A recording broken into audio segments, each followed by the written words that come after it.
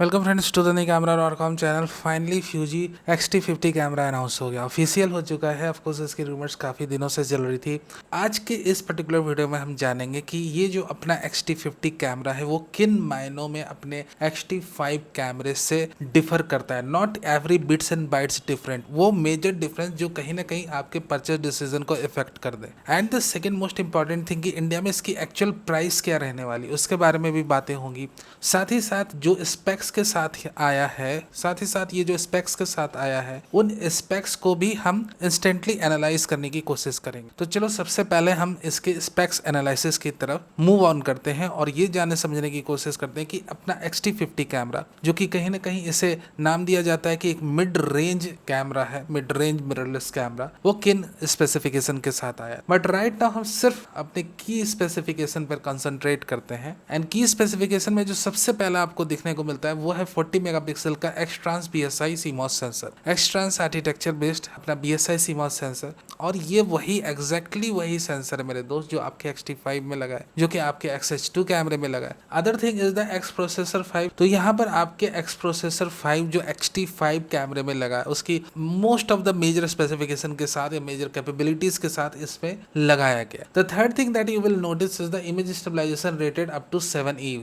यही 7 EV की image stabilization unit यानी कि अप टू 7 स्टॉप्स की IBS यूनिट आपके X-T5 कैमरे में भी मिलती है। तो अभी तक जो हमने ये तीन चीजें डिस्कस करी हैं, starting from A 40 megapixel high resolution APS-C CMOS sensor, जो कि कहीं ना कहीं आपके फोटोग्राफी को नेक्स्ट लेवल पे पहुंचा सकता है। साथ ही साथ X प्रोसेसर 5 जो कि ऑलरेडी X-T5 में प्रेजेंट है, एंड इमेज स्टेबलाइजेशन सिस्टम जो कि कहीं ना कहीं एग्जैक्टली वही यूनिट इन्होंने यहाँ भी लगा दी है। ऐसा नहीं है कि कोई इंफीरियर यूनिट है, कोई 4 to 5 स्टॉप्स की सपोर्ट देगी, एग्जैक्टली आपको 7 स्टॉप्स की IBS सपोर्ट देगी जो कि आपको X-T5 में मिलती। तो अगर आप एक फोटोग्राफर हो तो ऑफकोर्स हम बाकी डिफरेंसेस या फीचर के बारे में डिस्कस करें। एक बात तो तय है कि आपको इमेज क्वालिटी एग्जैक्टली X-T5 वाली मिलने वाली है। अगर आप लो लाइट में भी शूट कर रहे हो, बाकी फीचर्स को दरकिनार करो, तो यहाँ पर IBS आपका हैंड हेल्ड शूटिंग के लिए अप टू 7 स्टॉप, और 7 स्टॉप्स कंसीडर ना भी करो, ठीक है, 2 से 3 या 4 स्टॉप्स भी अगर आप स्लोअर शटर स्पीड यूज करके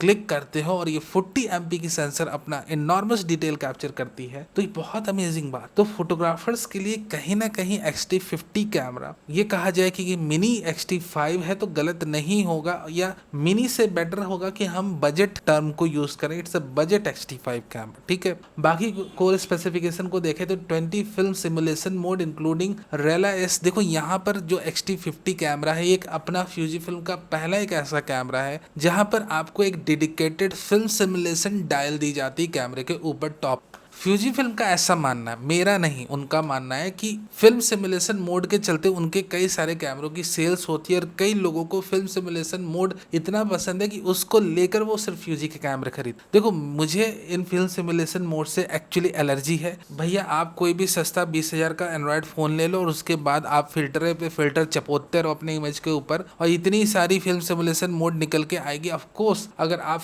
एडिक्टेड हो अपने फ्यूजी फिल्म के 1960-70 के आदमी हो और उस समय से आप प्रोविया ये वो नेगेटिव फिल्में यूज कर रहे हो और वो एडिक्शन अभी तक चल रहा है, देन इट्स ओके। बट मेरे को ऐसी कोई फीलिंग नहीं है और ना ही मैं उनसे सहमत हूँ कि फिल्म सिमुलेशन मोड्स के चलते फ्यूजी के कैमरे बिक रहे। फ्यूजी के कैमरे अपने बाकी धुरंधर को स्पेक्स के चलते बिकते हैं जो आपने लगाकर ऑलरेडी दे दिया, like the 40 MP sensor and X processor 5, और यहाँ पर आपने जो IBS यूनिट लगा दी। ये सारी चीजें जो आप लगाते हो ये कहीं ना कहीं कंपटीशन में एब्सेंट है, and that's why the sale is that much good, ठीक है। अच्छा किया आपने फिल्म सिमुलेशन मोड डायल लगा दिया अपने कैमरे के ऊपर, बट उसके ऊपर अगर कुछ है और एक कस्टमाइजेबल डायल लगा देते कि अपने हिसाब से हम कस्टमाइज कर सकते, then it would be more good for a photographer, ठीक है। Now the continuous shooting speed up to 8 frames per second and 20 with e shutter and crop. ये जो फीचर है इसको मैं थोड़ा सा एलोबरेट करता हूँ। देखो 8 FPS आपकी मैकेनिकल शटर जाती है और आप ये डिफरेंस नोटिस करोगे दैट कि आपकी फ्यूजी X-T5 में जो मैकेनिकल शटर यूनिट लगी हुई है वो थोड़ी सी बेटर है। आप कैसे कहोगे कि सर वो कैसे थोड़ी सी बेटर है? देखो मैं एक्सप्लेन कर देता हूँ। आपका जो फ्यूजी X-T5 का कैमरा वो 15 fps तक की मैकेनिकल शटर सपोर्ट करता है। और अगर आप शटर रेंज को देखोगे अपने X-T5 कैमरे में, तो मैकेनिकल शटर की जो शटर रेंज है वो 1/8000 ऑफ ए सेकंड तक जाती है। और वहीं आपका X-T50 कैमरे की जो मैकेनिकल शटर रेंज है वो जाती है 1/4000 ऑफ ए सेकंड, यानी कि जस्ट हाफ। और उसी सिमिलर फैशन में आपका जो कंटिन्यूअस शूटिंग स्पीड है अपने X-T50 कैमरे का नियर अबाउट जस्ट हाफ है, that is up to 8 fps। So now you can see the difference in the mechanical shutter used inside both the camera, कि इसमें फ्यूजी ने अपने थोड़े से पैसे बचाए, कि इसमें थोड़ी सी इंफीरियर मैकेनिकल शटर यूनिट लगी हुई। ठीक है, अगर आप वाइल्ड लाइफ फोटोग्राफी से रिलेटेड हो, अगर आपने स्पोर्ट्स शूट करना है, तो आप फ्यूजी X-T5 लो, क्योंकि उसकी जो मैकेनिकल शटर स्पीड है वो लगभग 15 fps तक ब्रस्ट सपोर्ट करती है। और 15 fps तक आपको रोलिंग शटर इफेक्ट देखने को नहीं मिलेगा। हाँ, अगर आपका बजट कम है तब आप X-T50 के साथ जाओ, क्योंकि देखो यहाँ पर मैं मैकेनिकल शटर पर इसलिए जोर दे रहा हूँ क्योंकि मैकेनिकल शटर अगर आप यूज करते हो तो यहाँ पर रोलिंग शटर इफेक्ट नेग्लिजिबल हो जाएगा। The big reason behind that, अभी आपने रीड आउट स्पीड को देखा, that is 1/25 of a second, तो वो उतनी भली नहीं है कि आपकी रीड आउट स्पीड जो है वो रोलिंग शटर इफेक्ट ना आने दे। ठीक है, रोलिंग शटर इफेक्ट तो आपको दिखेगा ही दिखेगा, आप सेवरल टेस्ट में जाकर देख लेना। 1/25 ऑफ ए सेकेंड अगर किसी भी सेंसर की रीड आउट स्पीड है तो वहां पर आपको हेवी रोलिंग शटर इफेक्ट देखने को मिलेगा, बी एश्योर्ड। तो उस समय क्या करना है कि मैकेनिकल शटर यूज करना है। जब आप मैकेनिकल शटर यूज करते हो तब rolling shutter effect null and void हो जाता है। It only visible when you use electronic shutter. Now let's talk about the subject recognition AF। यहाँ पर आपको सब्जेक्ट रिकॉग्निशन AF के बारे में कई सारे बातें करी जा रही है। X-T50 को लेकर खासकर बात करें तो इसके ऑटो फोकस मोड में multiple object detection mode enable हो जाता है, but it's only limited to the fully auto mode. जब आप अपने कैमरे को फुल्ली ऑटो मोड में प्लेस करते हो अपने X-T50 कैमरे को, तो यहाँ पर मल्टीपल सब्जेक्ट डिटेक्शन मोड में कैमरा अपने आप जाता है और वहां पर आपकी एनिमल की आईज को, फेस को, ह्यूमंस को, कार्स को ऑटोमेटिकली ट्रैक करता है जैसे जैसे वो स्क्रीन पर आते या जाते रहते हैं। सो यहाँ पर मैं फ्यूजी से एक रिक्वेस्ट करूंगा कि आने वाले फिर्मवेयर अपडेट्स में ये चीज को पर्टिकुलरली आप फिक्स करो X-T50 में, कि जो आपकी ऑब्जेक्ट डिटेक्शन मोड है वो बाकी सारे शूटिंग मोड्स में भी अवेलेबल हो जाए, सिर्फ ऑटो मोड में लिमिटेड ना रहे। ठीक है, जो आपकी ऑब्जेक्ट सब्जेक्ट डिटेक्शन मोड है, जहां पर आपकी एनिमल है, आपकी कार्स हैं, आपके ह्यूमंस को जो ट्रैक करता है ऑटोमेटिकली, वो बाकी सारे शूटिंग मोड्स में भी अवेलेबल हो जाए। Video capture up to 4K 6.2 up to 30 frames per second in 10 bit up to 422 6.2K जब आप वीडियो रिकॉर्ड करते हो, और ये इश्यू को मैंने रेज करा था जब आपका X-T5 अनाउंस हुआ था कि 6.2K आप जब रीड आउट अपने फुल सेंसर रीड आउट को ले जा रहे हो तो ये 26 MP के रीजन को रीड कर रहा है। तभी आप ये चीज नोटिस करो ना, ये नोटिस करने वाली तभी ना ये 6.2K रीड आउट कर रहा है, अदरवाइज ये 8K रीड आउट करता है अगर आपकी फुल 40 MP की सेंसर को रीड करता। तो यहाँ पर जो 6.2K की रीड आउट हो रही है 26 MP के रीजन में, वहां पर आपको 1.23x के अप्रॉक्स क्रॉप देखने को मिलेगा। मतलब क्रॉप रहेगा, आपको नोटिसेबल होगा, बट बहुत हेवी क्रॉप नहीं है। नाउ जब आप full sensor read out mode पर चले जाते हो हाई क्वालिटी मोड से हटकर, तो यहाँ का जो अपना कैमरा है वो pixel binning line skipping mode को अख्तियार करता है, जहां पर डिटेल्स तो लॉस्ट होंगी बट आपको फुल सेंसर रीड आउट मिलेगा। तो यहाँ पर कोई भी वीडियोग्राफिक मोड ऐसा नहीं जहां पर आप फुल सेंसर को यूटिलाइज भी करो और उसी समय आपको हाई क्वालिटी वीडियोस डिलीवर हो, क्योंकि सेंसर रिजोल्यूशन बहुत ज्यादा है, तो थोड़ा बहुत आपने कंपनसेट करना होगा इन सब चीजों को लेकर। हालांकि जो इसका वीडियो पार्ट है वो बहुत ज्यादा स्ट्रांग नहीं है। X-T50 में आप देख सकते हो कि कैमरा स्ट्रगल करते हुए दिखता है कि भैया अगर आपने full sensor read out speed read out पे ले जाना है तो मैं पिक्सल बिनिंग करूंगा, अगर आप मुझे वो हाई क्वालिटी पर शिफ्ट करते हो तो मैं क्रॉप रीजन में रिकॉर्ड करूंगा। और सबसे बड़ी बात इन सारे चीज के ऊपर कि भैया इसमें वेरी एंगल डिस्प्ले स्क्रीन लगी नहीं। तो अगर आप कंटेंट क्रिएटर हो या आपको कंपोजिशनल फ्रीडम चाहिए तो आपको ये डिस्प्ले स्क्रीन वो चीज अलाउ नहीं करती है। इससे भी ज्यादा इंपॉर्टेंट चीज कि भले डिस्प्ले स्क्रीन नहीं लगी हुई है वेरी एंगल, तो यहाँ पर आपका एक और ऑप्शन डिसमेंटल हो जाता है, हट जाता है कि आप इसमें कोई भी एक्सटर्नल फैन लगा सकते हो। अब क्योंकि ये थोड़ी और कंपैक्ट बॉडी है X-T5 के कंपैरिजन में, तो इसके ओवरहीट होने के चांसेस और भी थोड़ी ज्यादा बढ़ जाते हैं। और इन सारी सिचुएशन में अगर आप इसमें एक्सटर्नल फैन लगा नहीं सकते तो फिर इसे लंबी यूसेज के लिए खरीदना, यानी कि 30 मिनट का आप सोच रहे हो वीडियो बनाओ मैं 4K 30 और 60 fps का, तब हो सकता है आपको ओवर हीटिंग फेस करना पड़े अगर आप खासकर इंडिया में रहते हो और ऐसी रीजन में जहां पर गर्मी धमाकेदार पड़ती है। तो यहाँ पर ओवरऑल ये कैमरा वीडियो के लिए उतना ज्यादा यूजेबल नहीं है। The other feature states that 2.36 million dot electronic view finder, अगर आप X-T5 लेते हो तो उसमें आपको 3.69 मिलियन डॉट्स की EVF मिलती है। Tilting rear touch display screen, जिसका जिक्र मैंने कर, टिल्टिंग डिस्प्ले स्क्रीन है वो फोटोग्राफ फोटोग्राफर्स के लिए इश्यू नहीं क्रिएट करती है। ऑल्दो अगर आप वेरी एंगल डिस्प्ले स्क्रीन दे देते तो उनको भी एक कंपोजिशनल फ्रीडम मिल जाती,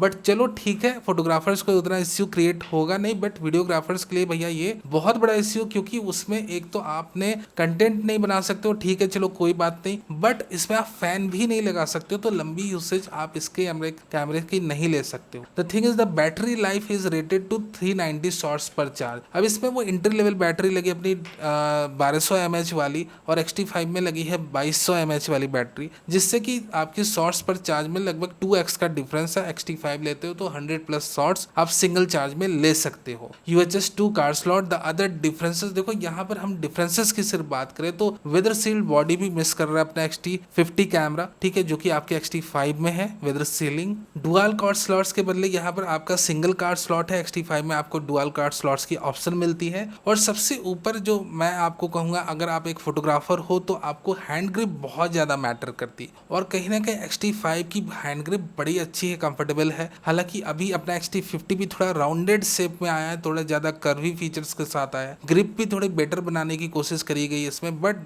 not as good as of X-T5। So more or less अगर आप एक फोटोग्राफर हो को सिर्फ सेंसर रेजोल्यूशन से मतलब है, IBS आ गई वो बहुत बड़ी बात है। तो यहाँ पर अगर आप एक फोटोग्राफर हो तो आपको कौन सा कैमरा लेना चाहिए? क्या आपने X-T50 लेना चाहिए थोड़े पैसे बचा के, या फिर आपके पैसे थोड़े इन्वेस्ट होते हैं लगे आपने X-T5 ले लेना चाहिए? तो कितने ही पैसे आपके बच जाएंगे और कितने ही पैसे इन्वेस्ट हो जाएंगे, इसके बारे में बात करते हैं। तो फ्यूजी X-T50 लगभग अगर आप कैलकुलेट करते हो तो इंडिया में लगभग आपकी इसकी बॉडी X-T50 की 1.25 से 1.30 के बीच में आपको पड़ेगी। अनाउंसमेंट प्राइस की मैं बात कर रहा हूँ, बाद में हो सकता है डिस्काउंट लगकर इसको कम आपको मिल जाए। X-T5 कैमरा लगभग 1.55 के आसपास में अवेलेबल है, ठीक है, बॉडी ऑनली की मैं बातें कर रहा हूँ दोनों की। तो लगभग आपका 25,000 के राउंड फ्रेम में 22 से 25 के राउंड फ्रेम में डिफरेंस है इन दोनों कैमरों के बीच। मिस आप क्या कर रहे हो? मिस आप कर रहे हो ये वेदर सील्ड बॉडी, मिस आप कर रहे हो एक डीप हैंड ग्रिप, मिस कर रहे हो 3.6 मिलियन डॉट्स की इलेक्ट्रॉनिक व्यू फाइंडर, मिस आप कर रहे हो एक हाई क्वालिटी शटर जो कि X-T5 में है, X-T50 में मिसिंग है। X-T50 में बिल्ट इन फ्लैश मिल जाती है जो कि X-T5 में मिसिंग है। Other thing is that weak battery life, लगभग आपकी आधी बैटरी लाइफ आपको मिलती है। साथ ही साथ आपने सिंगल कार्ड स्लॉट मिलना है इस कैमरे में। और बाकी डिफरेंसेस की हमने बातें कर ली, जैसे कि कंटिन्यूअस शूटिंग स्पीड में आपकी मैकेनिकल शटर की लिमिटेशन आपको पता है। और एक और चीज जो आप मिस करोगे X-T5 में अवेलेबल है वो है high resolution pixel shot mode, यानी कि आप हाई रेजोल्यूशन मोड में लगभग 160 मेगापिक्सल की इमेजेस X-T5 से कैप्चर कर सकते हो। तो जो डिफरेंसेस हैं, जो चीजें आपको नहीं मिल रही, उसकी फेहरिस्त बहुत लंबी, और कहीं ना कहीं अगर आपका बजट अलाउ करता है तो आप जरूर इन्वेस्ट करके X-T5 लो, क्योंकि एक सुपीरियर कैमरा है विदाउट ए डाउट। अगर हम X-T50 की बातें करें तो आपको सिर्फ 40 MP की हाई रेजोल्यूशन सेंसर से मतलब है, अगर आपको सिर्फ IBS मैकेनिज्म से मतलब है, और कहीं ना कहीं आप देख रहे हो कि आपको वही सिमिलर एडवांस इमेज प्रोसेसर मिल रहा है, तो आपकी AF परफॉर्मेंस भी X-T5 के सिमिलर रहने वाली। अगर आपको सिर्फ इन चीजों से मतलब है और बजट आपकी कहीं ना कहीं बहुत बड़ी प्रायोरिटी है, तो आप जरूर X-T50 low instead of X-T5। Thank you very much for being a part of this video.